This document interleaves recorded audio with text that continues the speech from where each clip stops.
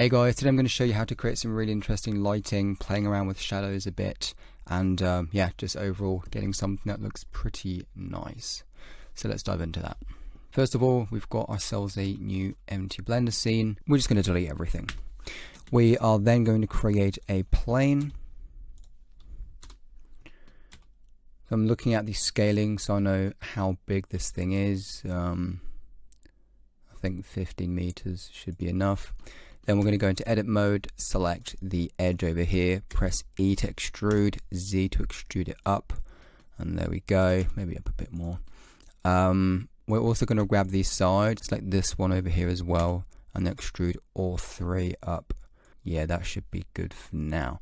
We'll edit this in a bit more detail later. So this is going to be our room. Now what we're going to do is create this kind of plateau. So we're going to work with a cube, move it over, scale it on the Y and X axes, move it over a bit. It doesn't really matter if it's intersecting here because you're never going to see it because the camera is going to be inside of here. Speaking of, let's create a camera as well and place that so we know what we're looking through. So we've got ourselves a new camera created. To look through it, you can press 0, or what you can also do is go to View, Camera, set active object as camera. Now if we middle mouse click and move away, you can see that we're actually not inside of the camera anymore. So what I like to do is when we're inside of the camera, we're going to go to View, Camera to Viewport, Camera to View, and now when we move around you can see that it actually takes the camera and we're locking inside of it. We're actually going to turn that off, go to Item with the camera selected. We are going to center everything, so we're going to set the X-axis rotation to 90, Z as well, and then we're going to move in, so that's there. Okay, then we're going to set the Y position to 0. Let's just create a second viewport so we can see what we're doing. Okay, and we're going to move this down to like 2 meters or something. That should do. Alright, so with that camera view set up, we can see what we're actually doing here. So let's take this cube, we're just going to scale it down on the Y axis, move it up slightly. We don't want it to be too much of a step. We just want to make sure that it's definitely intersecting with the floor. We don't want there to be a gap. And then we're going to create our object of interest. In our case, we're just going to use a monkey head for now. Good old Suzanne. Move her on top. Whoops. Something like that. Rotate her. Okay, with that done, I'm just going to move the camera down slightly, just so we can see a bit more of the floor on the bottom, and we don't have too much headspace. There we go. And with that done, we are 90% done with our scene. In my in my reference image, I had these kind of cylinders going along the front here, just to give a bit more visual interest. To do that, we've actually got a few different options to do that. We can either use an array, or what I'm going to do is use geometry nodes. And the reason I'm going to do that is because with geometry nodes we can instance the cylinder instead of an array. Basically just copies it, so it is an actual physical mesh, meaning that if you were to instance this thousands of times, it gets really heavy. In this case it's really not that much of an issue because we're not instancing it that many times, but it is just, you know, good to know these things, and also a good habit to get into. So what we're going to do is create a cylinder. We're going to move it and scale it to where we want it to be. Scale it down, scale it on the Z-axis so that it's taller. Now obviously this is all too big, but I do want it to be nice and thin but long enough. Let's just go to the top view by pressing 7 on the keyboard, moving it somewhere here, and then we're going to move it up. Now when you're scaling, you can see it's really fast, so what you can do is actually press shift on your keyboard, and then when you scale you can actually slow it down, which is really helpful. Okay, so that is done. Then we're going to go into the geometry node editor, create a new node, and what we're going to do is create a curve. Where is it? Curve line, I believe it's called. Primitives, there we go. Curve line. And that looks like this. It's just a simple line. We want to have it going along the, I believe, the x-axis. Yeah, that was wrong. Let's just check that in the viewport. Yeah, that's going the right way. Perfect. So with that done, we can now instance on the curve. So instance on points. There we go. And then we're going to take our geometry and instance that. Okay, so that basically works. The only issue is that we want multiple cylinders going along these, well, between these two cylinders. So we don't only just want two, we want a ton of them. So I'm just getting tons of messages right now. Alright, so to do that, what we're going to do is resample this curve. So we're going to go to the curve, there we go, curve, and then I believe it's resample, there we go, resample curve, and boom. And this is then going to put a bunch of points on that curve, as many as we need. Now, what's interesting is that we don't get more polygons in the scene. So if we concentrate on the faces, at the moment we've got 545. And if I increase this, it stays at 545 because we're not creating actual geometry. Whereas if we were to use an array modifier, the result's going to be the same, but we are actually creating new geometry, which can get really heavy depending on what you're doing. So what we're going to do is move this to the side, and then we are going to increase the width of this all the way to the other side. Yeah, that should do. Maybe that center it, and then we can increase the count to the point where it's completely full and we don't have any gaps. That looks pretty good. Perfect. Okay, now we've got one problem. If we want to shade smooth this, we can right click, sorry, not right click, Shift A, and then we can, well actually I'm not sure where it is, we can just go to search and then shade, there we go, set shade smooth, and then if we do that, it does do it. The only problem is that it averages it, so we don't have our nice hard edges anymore, which is an issue. Now what we can do is actually create a cylinder, use that instead, and then use, let's go to the wireframe, there we go, and then add segments, right? And if we look at it now, if we go back to one segment, the more segments we add, you can see this line, it's very faint, but it's moving up and it will eventually create a hard edge. And the same we can do with the there we go, with the fill segments. Yeah, so now we're somewhat getting a bevel here, well, you know, smoother shading, but this isn't ideal. So instead of hacking around with this, we're going to take our original geometry, our original cylinder, and we're just going to work on that. So let's first of all turn everything off, go to our original cylinder, and yeah, obviously it's not showing because we need to plug it into there. Okay, and then we're just going to edit this. So we're going to add an edge loop by pressing Control and R, and then we're going to move it down as well. And then we shall select this, press E to extrude, S to bring it to the center. We're going to do that twice. We don't need to do the bottom because we're not going to see that. And then we're going to select this edge by pressing Alt and left click, then it selects the entire edge loop. Right click, bevel, and then we can move the mouse. But you can see it's not really doing it properly, and the reason for that is because we need to average, sorry, not average, but apply the scaling. So let me actually undo that. We're going to select our mesh, And you can see right now we've got the scale on 0.033 and so on. So what we're going to do is press Control A and then apply all transforms. To be honest, some of these shortcuts might be different for you because I've got a 80% keyboard and I've mapped some of these keys differently. But yeah, I'm sure you'll be able to figure out where those keys are on your end. So again, right click, bevel, and now we're getting a much nicer bevel. Now we're going to add some subdivisions by going up with the scroll wheel. I think 2 should be enough. And there we go. That's all we need.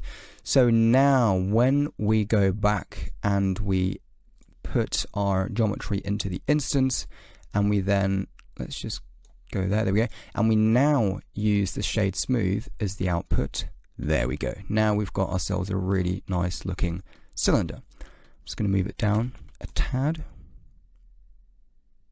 There we go. And yeah, that's pretty much all we need. Now the end is way too far off. Not sure what happened there. So we're going to move that over. Check the distances. Add a few more. But I think that looks pretty good. So we're going to go back to our camera view. So we're going to press 0. I'm going to press N to get rid of this window. And yeah, I think that the setup is pretty much good to go. So the problem is, if we now render this, let's actually go to the render settings, set that to cycles, GPU. Alright, now obviously this does not look great. We've still got a lot of work to do in regards to the lighting. So the biggest thing that makes the amazing lighting that we saw in my reference image, or the image that I made as a reference for this tutorial, was using a skylight, and these are really good. So what we're going to do is go to these world settings. I believe they're called world settings, yeah, world properties, and instead of clicking on this color, we're going to click this yellow circle, and that gives us a bunch of options. And here we're going to go down and select sky. Is it sky texture? I believe it is. Yes, there we go. Fantastic. And now you can see everything looks very bright and but very good. If we actually go to our 3D viewport here, you can see we have an actual kind of sky with a gradient, and we've got settings for the air, dust, ozone, and all kinds of fancy stuff. Now what we're going to do is first reduce the sun intensity to 0.1. That just makes things a bit more manageable in the viewport in regards to yeah, the brightness. And what we're going to do now is move the sun position. So we're going to use the elevation and the rotation for that. In our case, there we go, we're going to go to 100 and something. Okay, now we've got one issue. I want the sunlight to kind of go across the head, and that's not going to happen at this point because we've got this wall in the way. So what we're going to do is select this edge and move it down, and you can see, there we go, we've now got that nice light beam going across the face of our monkey. Now what we're going to do as well is, actually, you know what, we're gonna bring this all the way down, something like there. And what we're going to do now is actually add our own light blockers. So to do that, we are going to go out of edit mode, create a new plane, move it up, scale it, and there you go. Now this is creating our shadow. And what we're going to do here is now add some slits inside of here, and that's going to create this really interesting lighting effect. So to do that, we're just going to go into edit mode. We are going to create some edge loops.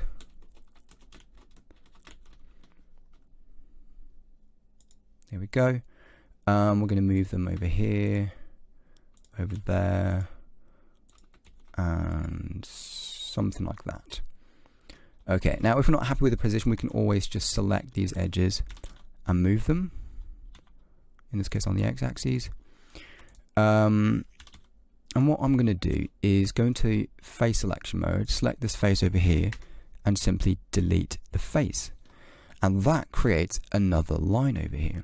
Now you can see that the shadow stops right over here. I would like the shadow to go all the way across the floor as well. So to do that, we are simply going to select this edge loop over here. In fact, yeah, it's not really an edge loop anymore because we've got this hole. So we're just going to select that face, that one, and that one. And we're going to move all of those over. And now you can see that it's creating, or it's actually increasing the length of this light slit. Now the light is currently at an angle, so it's shooting somewhat diagonal. So to fix that, we're just going to change the rotation. You can see it changes to something like, I don't know, 160. And with that, we can now also change these room bits and bobs. How are we going to do that? I think we will bring it up. Maybe we're going to change the sun elevation a bit. Going to bring it up. Yeah, I think something like that is pretty good. And then we're going to move some of these edges around. So now it's all about just creating some interesting shadows inside of this room. So I think we're almost done. We're going to add 1 or 2 more slits here. We're going to make them really thin.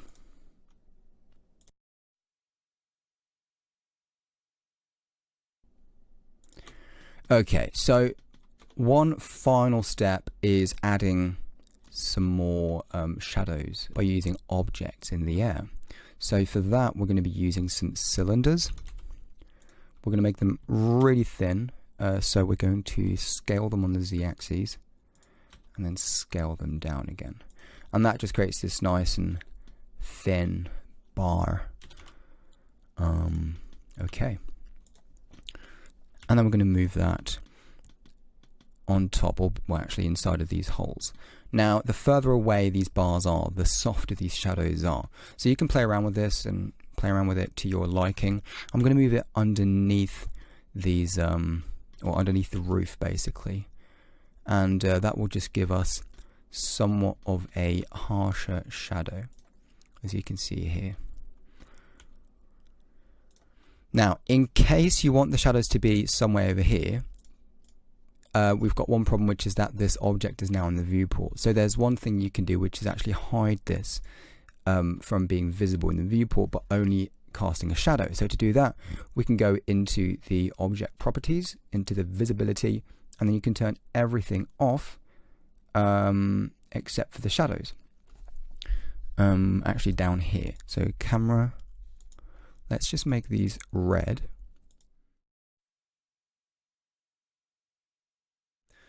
Okay. Yeah, seems to be good. And then we can just move these things around. Rotate, rotate, maybe scale. And the goal here really is just to create some interesting looking shapes inside of these shadows.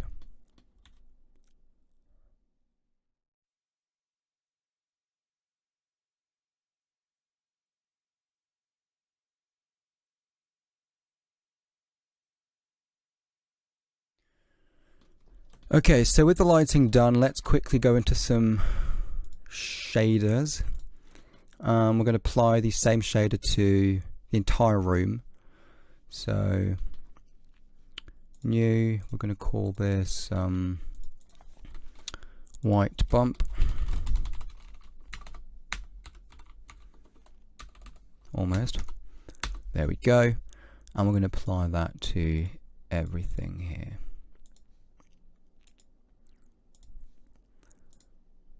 White bump. And we're going to create a duplicate of that on our monkey head, and we're just going to color that differently. Alright, so to get a better idea of the details that we're going to work on, we're going to zoom in just a bit. And then we're going to work with a Musgrave texture. I'm just going to move that into the, actually a bump, so bump, height, normal. And we're going to press Control T. If you don't get anything pop up with Control T, you need to enable Node Wrangler. You can do that by going to Edit, Preferences, Add-ons, and then you've got yourself Node Wrangler here. Okay, so with that done, we are going to also move the Musgrave texture to the base color, just so we can see what we're doing. Just for now, we're going to go into the viewport shading mode, just so it's a bit lighter and easier to render in view. We're going to set the scale to 0.1. Details, don't really know yet. Let's just play around with these values. Okay, we do have to change one thing first. We're going to change this to object. One very important thing we need to do is actually apply the scale to everything. So all transforms, and all transforms. And I think that should improve things. Yeah. Okay.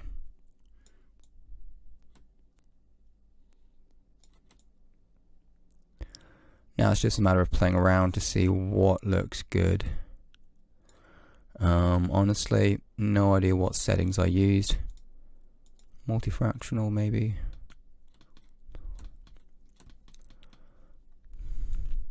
Let's just turn off bump for now.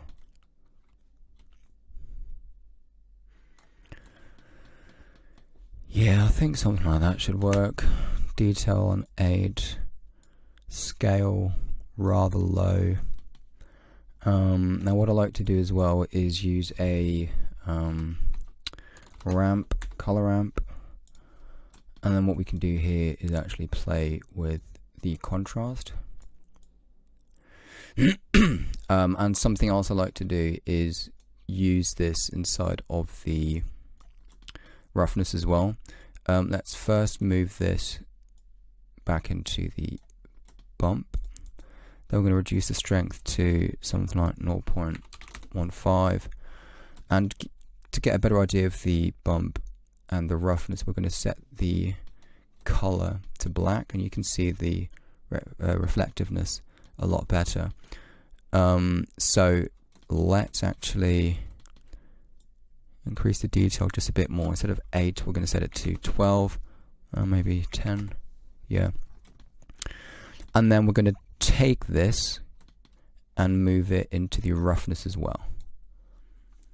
Now this probably isn't going to be exactly what we want, but you can see a big change between rough areas where it's just pitch black now and glossy areas like here. Now to get a bit more control over that, what I like to use is a map range. You can just use another color ramp, but yeah, it really doesn't matter, to be honest. So min, let's say 0.35, max, yeah, 0.6 or so. No, okay, some of these areas are still too glossy. Let's do 0.45. Yeah, I think that'll do for now. So if we go back to our camera, sorry, Jesus. All right, so back into the camera, we will go back to the render view. We're going to make our environment white again. Actually, one more thing you can do to bring a bit more color into the whole equation is take this same thing, put it into color. Let's go back to shader view. And use a different one here for the color. So yeah, let's take the same one.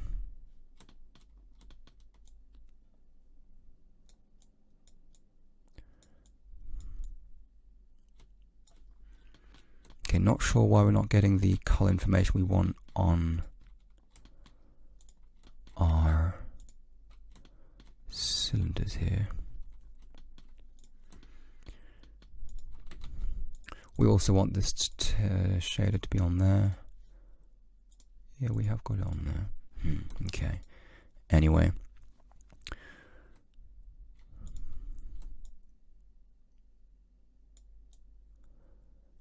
And we're just going to keep these values pretty close. So maybe 0.6, 0.8. Close enough that it looks white, but just enough difference to bring in a bit more texture. Okay, so I think we might need to change the elevation a bit more.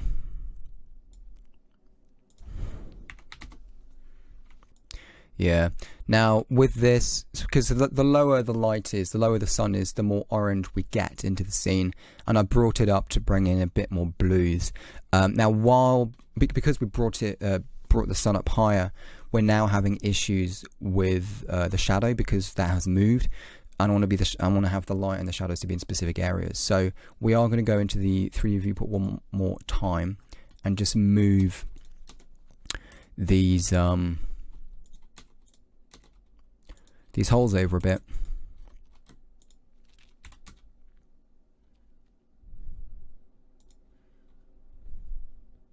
Okay, now you can see one more issue we need to fix, which is these weird shadows and red areas going on. That's because of these bars that we've got. So first of all, we're just going to move all of these bars into a new collection just to organize things a bit. Yeah, that's all of them. And then we are going to give them a glass material. Shader. New glass.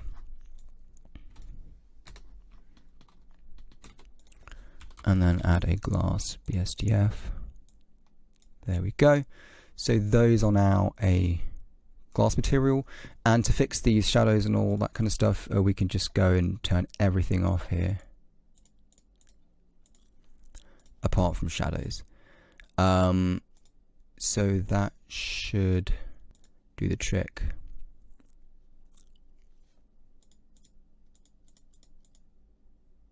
Oh, right, we do have to apply the same material to all of these cylinders. I'm just going to join them just to make life a bit easier. Right, now that isn't exactly what I was expecting. So let's undo. Not sure what's going on there. Let's just apply the correct material then manually. So glass.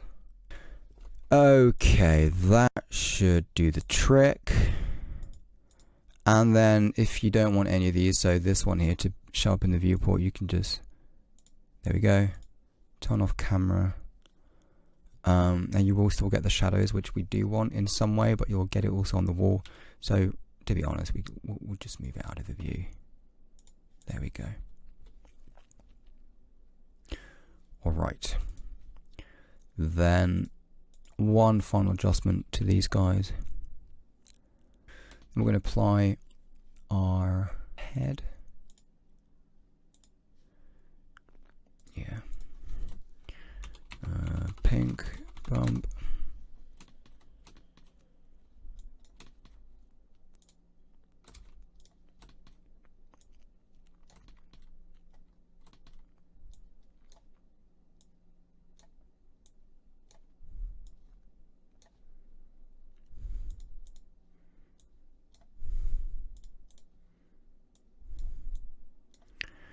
And now we're just going to color this.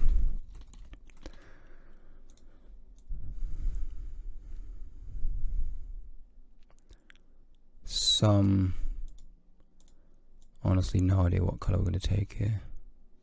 Something like that. We're going to add a subdivision.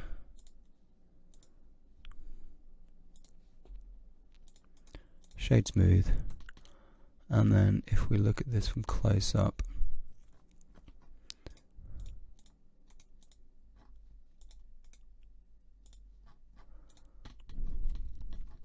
yeah, we've got some nice texture and bump going on there. Might want to decrease the scale even more. And then if we go ahead and render this, let's actually change the settings first. Well, let's do 256, denoise, and yeah, that should be fine. Render image. Right, we're having one issue at the front.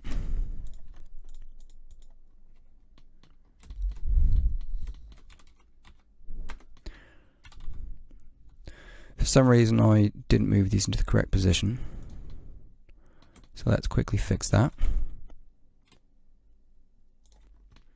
There we go. We don't want those to have glass, we want those to have the white bump, and then we can render this.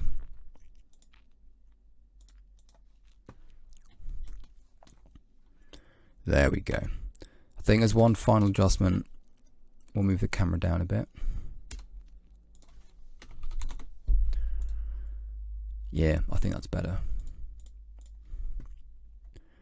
And there you have it. So if there's any questions you might still have, anything that's unclear, just put those questions in the comments below and I'll do my best to answer them. Otherwise, thanks for watching and I hope you have a great day. Take care.